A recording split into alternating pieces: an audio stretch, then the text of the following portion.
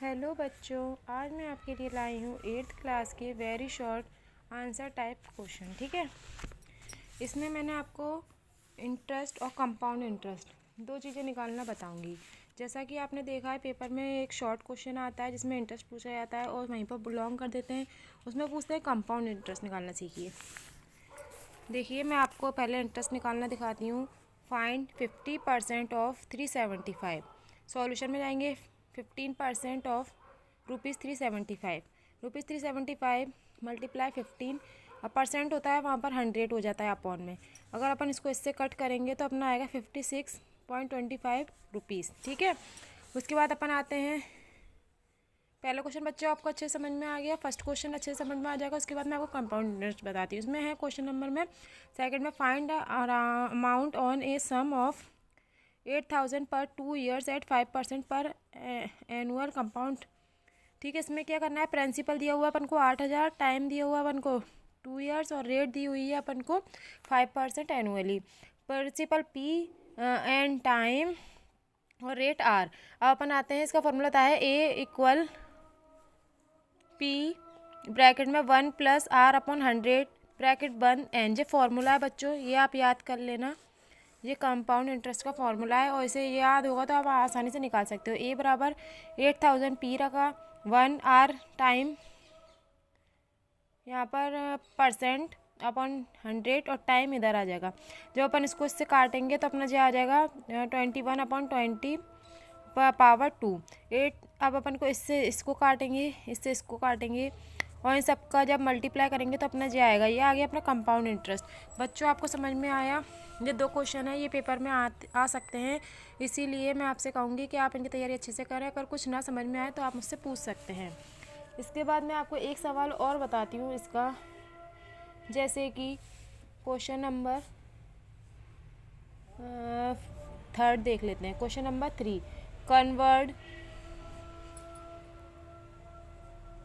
The ratio को convert करने का मैं आपको बता रही हूँ 2/5 टू परसेंटेज।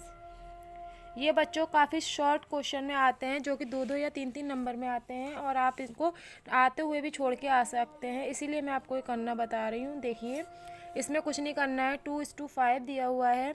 इसको तो अपन इसको ऐसे लिख सकते हैं अपॉन में 2/5 और इसका दोनों तरफ 100 से मल्टीप्लाई कर देंगे। ठीक है बच्चों, जब 100 से मल्टीप्लाई करेंगे तो कैसे होगा अपना 2।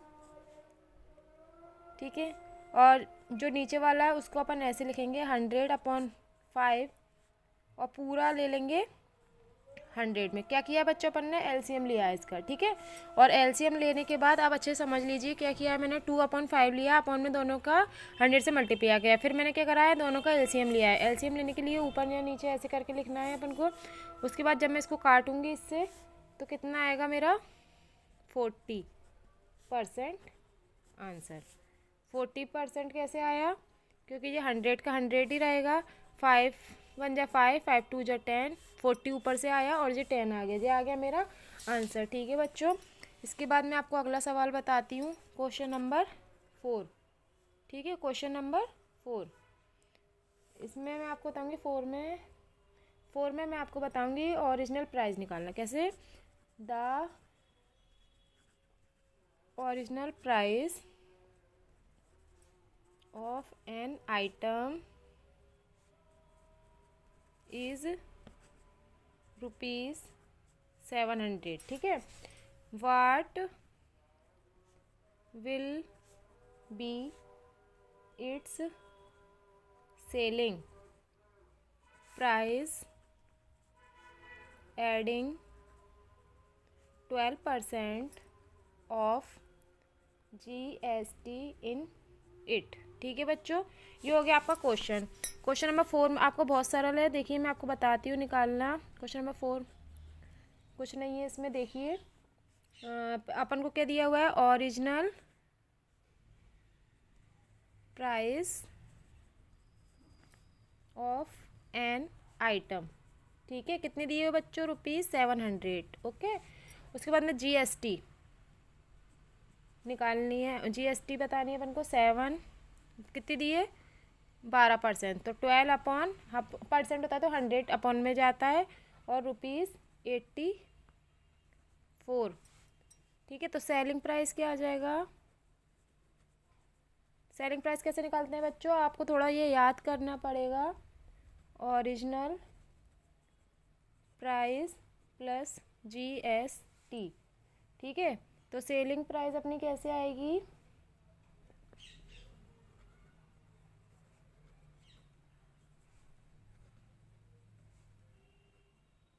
अपन को आइटम GST लगा के आइटम की रेट बतानी है। ठीक है बच्चों, ये आपको समझ में आ रहा है? पेपर में ये क्वेश्चन बहुत आता है और आप इसको एक बार मेरे तरीके से समझ लेंगे तो आपको कभी भी नहीं भूलेंगे और आप किसी को भी आसानी से समझा पाएंगे। 780 जो आ गया आपका ओरिजिनल प्राइस। वो उसने पूछा था किसी आइटम की प्राइस दी थी, उसमें GST लगा के रेट बतानी थी। ठीक है बच्चों, ये आपको समझ में आया? अगर मेरा चैनल आप सब्सक्राइब करेंगे तो मैं आपको इसके आगे के क्वेश्चन भी दूंगी और मेरे चैनल को लाइक भी कीजिए और कमेंट बॉक्स में आप कुछ भी पूछ सकते हैं और मैं आपको आगे सॉल्यूशन भी बताऊंगी। Thank you.